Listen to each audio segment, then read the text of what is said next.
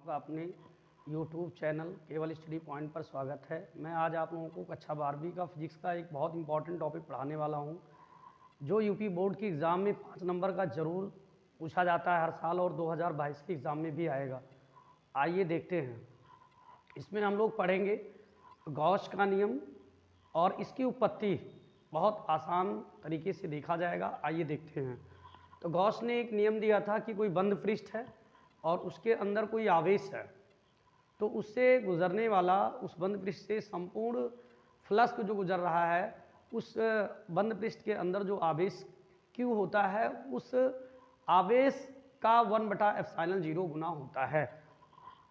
इस नियम के अनुसार किसी बंद पृष्ठ से गुजरने वाला कुल विद्युत फ्लक्स उस पृष्ठ पर उपस्थित कुल आवेश का 1/ε गुना होता है।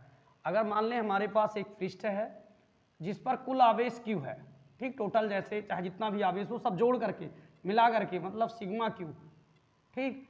तो इस बंद पृष्ठ से होकर गुजरने वाला जो वैद्युत फ्लक्स होगा, वैद्युत फ्लक्स को φE से प्रदर्शित करते हैं Q/ε0 या ε0 होगा। ये है गॉस की प्रमेय, जहाँ पर एप्सिलॉन जो है ε0 निर्वात की विद्युतशीलता है। अब हमको इसे प्रूफ करना है, ठीक, उत्पत्ति करनी है कि कैसे होगा। तो हमने माना एक बंद गोलीय कोश है, ये एक बंद गोलीय कोश है और इसके केंद्र वो पर +Q आवेश है और इसकी त्रिज्या R है, ठीक। तो अब हम लोगों को क्या करना है कि ये अल्पांश, ये गोलीय कोश मतलब एक कोश लिया गया है, गोलीय कोश के पृष्ठ पर एक अल्पांश अवयव क्षेत्रफल लिया गया dA। तो ये माना एक बिंदु आवेश R त्रिज्या के गोलीय कोश के भीतर केंद्र पर है और इसका केंद्र वो है, ठीक।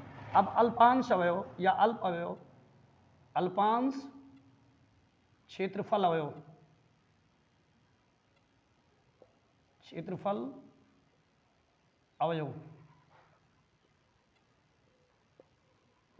dA से होकर गुजरने वाला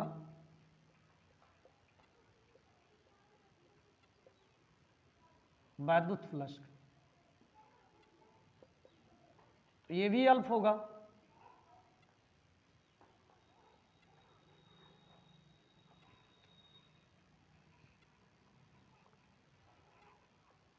d∅E EdA। अब जब कोई आवेश होता है कहीं भी तो उस आवेश के कारण एक वैद्युत क्षेत्र उत्पन्न होता है। कोई भी एकल आवेश है तो उसके कारण मान लीजिए +Q आवेश है और इससे R दूरी पर एक बिंदु P है जिस पर वैद्युत क्षेत्र की तीव्रता ज्ञात करनी है और ये निर्वात में आवेश है। तो E = होता है 1/4πε0 Q/R² होता है, ठीक। अब अगर ये ध्यान से देखेंगे हम लोग, ये दो सदिशों का अदिश गुणनफल है, ये भी E भी सदिश है यहाँ, और जो कोई भी गोलीय कोश होता है उसकी जो दिशा होती है वो बाहर की तरफ होती है। दिशा किधर होती है? बाहर की तरफ होती है। तो यहाँ पर जो वैद्युत क्षेत्र है उसकी दिशा पृष्ठ के बाहर की ओर होगी, क्योंकि प्लस आवेश से जो वैद्युत बल रेखाएं होती हैं बाहर की तरफ, तो इस पॉइंट पर बाहर की तरफ। और जो इस मतलब इस अल्पांश अवयव क्षेत्रफल अवयव की दिशा है डी ये है, वो भी बाहर की तरफ होगी। मतलब दोनों के बीच का एंगल हम लोग क्या मान सकते हैं? 0 लेंगे। तो यहाँ बनेगा d∅E = ED ये cos 0 अंश, ठीक। चूंकि इसके वेक्टर E और D ये एक दूसरे के समांतर हैं और समांतर हैं, इसको बिंदु P मानते हैं। बिंदु P पर अगर ये समांतर हैं तो क्या होगा? अगर समांतर हैं तो इनके बीच कोण 0 होगा और cos 0 का मान जो है वो 1 होता है। तो ये आपका क्या बन जाएगा? d∅E = EDA × 1। तो d∅E = हमारा बन जाएगा 1 से मल्टीप्लाई होगा EDA। अब क्या करेंगे? अब हम लोगों को ये ज्ञात करना है कि संपूर्ण गोलीय कोश से होकर गुजरने वाला कुल वैद्युत फ्लक्स या संपूर्ण बंद पृष्ठ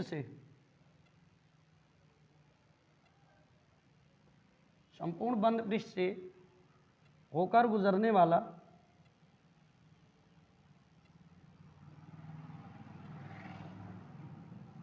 संपूर्ण बंद पृष्ठ से होकर गुजरने वाला कुल वैद्युत फ्लक्स।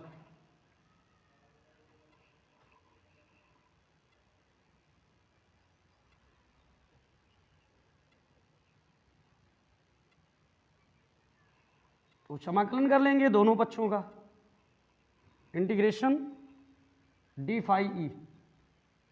आप क्लोज भी लगा सकते हैं या क्लोज ना लगाएं, कोई दिक्कत नहीं है, equal to close surface integration E D A. तो समाकलन किसका होगा? जिसका अल्पांश होगा। देखते हैं फ्रेम में आ रहा है,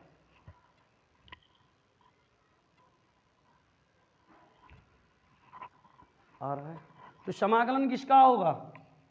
समाकलन जो अल्पांश अवयव है, तो इसका डी फाई ई का समाकलन होगा तो फाई ई टोटल संपूर्ण। इसका ई का समाकलन नहीं होगा, क्लोज सरफेस डी ए। और डी ए बराबर क्या होगा? हम लोग जानते हैं गोला, तो गोले का संपूर्ण पृष्ठीय क्षेत्रफल चाहिए। तो संपूर्ण पृष्ठीय क्षेत्रफल गोला का जो होता है वो 4 पाई आर स्क्वायर होता है, जहाँ पर आर इस गोलीय कोश की या गोले की क्या होती है? रेडियस होती है, त्रिज्या। तो हमारा जब समाकलन होगा इंटीग्रेशन, तो ये बन जाएगा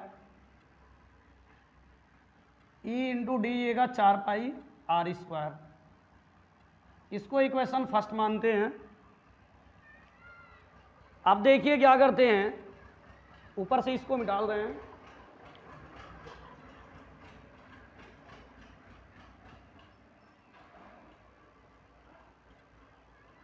अब हम लोग बिंदु आवेश के कारण बिंदु P पर जो वैद्युत क्षेत्र की तीव्रता उत्पन्न होगी वो क्या होगी? आवेश प्लस Q के कारण बिंदु P पर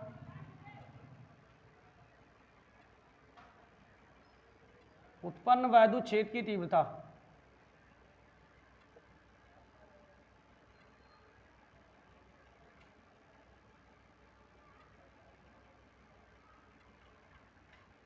इसके लिए E equal to 1/4 pi epsilon 0। आवेश Q है और यहाँ से यहाँ तक की दूरी R है, तो Q R स्क्वायर हो जाएगा। ठीक, अब E का मान समीकरण फर्स्ट में रख दो। E का मान समीकरण फर्स्ट में रखने पर,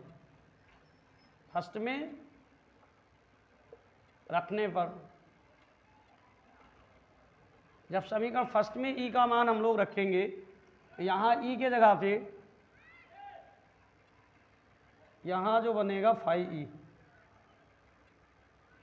phi E equal to E का मान 1/4 पाई एप्सिलॉन 0 और Q बटा R square into 4 pi R square. अब हम लोग क्या देखेंगे कि 4 पाई से 4 पाई को क्या कर देंगे? क्रॉस कर देंगे। 4 पाई से 4 पाई क्रॉस हो जाएगा। ठीक, आर स्क्वायर से आर स्क्वायर भी बचेगा। क्या बचेगा? फाई ई इक्वल टू यहाँ Q बचेगा, यहाँ एप्सिलॉन 0। तो यही गॉस की प्रमेय है। अतः हम लोग प्रूव कर चुके कि गॉस की प्रमेय कैसे आई। तो सबसे पहले आइए मेरे प्यारे साथियों एक बार रिवीजन करते हैं। एक हमने एक गोलीय कोश की कल्पना की और जिसकी त्रिज्या r है और इसके केंद्र पर प्लस Q आवेश है। ठीक, इसके अलावा कोई आवेश इस बंद पृष्ठ के अंदर नहीं है। इससे r दूरी पर एक बिंदु P माना गया। ठीक, और P पर अल्पांश अवयव क्षेत्रफल डी ए लिया, मतलब इतना क्षेत्रफल थोड़ा सा ये लिया डी ए। ठीक, अब क्या है कि इस अल्पांश क्षेत्रफल अवयव से गुजरने वाला जो वैद्युत फ्लक्स है वो D phi E equal to vector E dot vector D A. अब ये जब वेक्टर हटेगा, दो सदिशों का अदिश गुणनफल है, तो क्या होगा? कास थीटा आएगा। अब ये दोनों एक दूसरे के समांतर हैं। ठीक, ई और डी ए एक दूसरे के समांतर हैं, दोनों के बीच कोण बनेगा 0 अंश, कास 0 का मान 1 होता है। ये हो गया। अब संपूर्ण बंद पृष्ठ से होकर गुजरने वाला कुल वैद्युत फ्लक्स, हमने क्या किया? दोनों पक्षों का समाकलन कर लिया। तो जब समाकलन किया तो ये फाई ई हो जाएगा, क्योंकि ये अल्प है और फाई ई क्या है? संपूर्ण पृष्ठ से होकर गुजरने वाला वैद्युत फ्लक्स। डी ए का समाकलन होगा और ई का कोई समाकलन नहीं होगा। ई को हम लोग बाहर कर लिए। फिर आपका बच रहा है close surface integration D A बराबर इस पूरे गोले का क्षेत्रफल 4 पाई आर स्क्वायर। अब किसी बिंदु आवेश के कारण बिंदु P पर प्लस क्यू आवेश के कारण P पर एक वैद्युत क्षेत्र E उत्पन्न होगा, तो E बराबर 1/4 पाई एप्सिलॉन 0 क्यू बटा आर स्क्वायर होता है। हमने E का वैल्यू उठा के यहाँ रख दिया। अब क्या हुआ कि 4 पाई और आर स्क्वायर एक दूसरे को कैंसिल कर दिए, फिर phi equal to Q upon epsilon 0, ये किसका गॉस की प्रमेय प्रूव हो गई। इसकी दूसरी विधि भी है, आइए देखते हैं।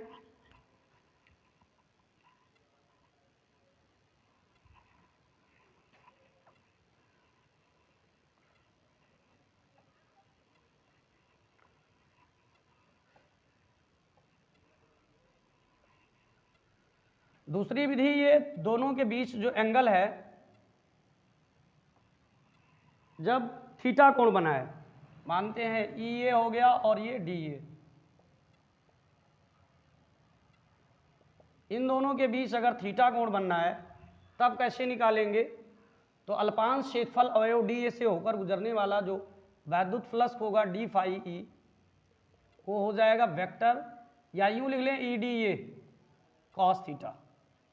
अब इसके कारण इस बिंदु पर जो ई उत्पन्न होगा 1/4 पाई एप्सिलॉन 0 क्यू बटा आर, इसको उठा के यहाँ रख देंगे, तो D phi E equal to हमारा हो जाएगा 1/4 पाई एप्सिलॉन 0 क्यू बटा R square into D A cos theta, ठीक, into D A cos theta. अब ये डी फाई इक्वल टू ये हो जाएगा 1/4 पाई एप्सिलॉन 0 क्यू और इसको डी ए कॉस थीटा बटा आर स्क्वायर, ये पूरा घनकोण कहलाता है और इसका मान जो होता है डी ओमेगा होता है। ये डी ए कॉस थीटा बटा आर स्क्वायर ये घनकोण कहलाता है, इसको घनकोण भी बोलते हैं, घनकोण,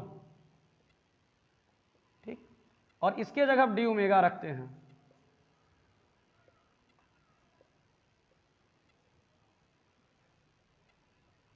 और ये हो जाएगा D omega cube D omega. अब क्या करेंगे हम लोग, समाकलन कर लेंगे, इसका समाकलन संपूर्ण पृष्ठ से होकर गुजरने वाला, संपूर्ण बंद पृष्ठ से होकर गुजरने वाला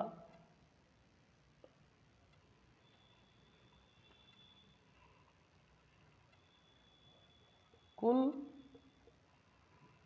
वैद्युत फ्लक्स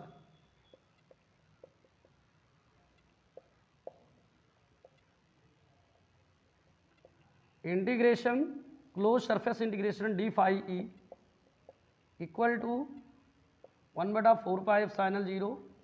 इसका केवल इसी का समाकलन होगा, इसका सबका होगा नहीं, तो इसको बाहर कर लेते हैं। Close surface integration D omega, भाई इसका समाकलन करेंगे तो डी फाई ई क्या हो जाएगा, फाई ई हो जाएगा,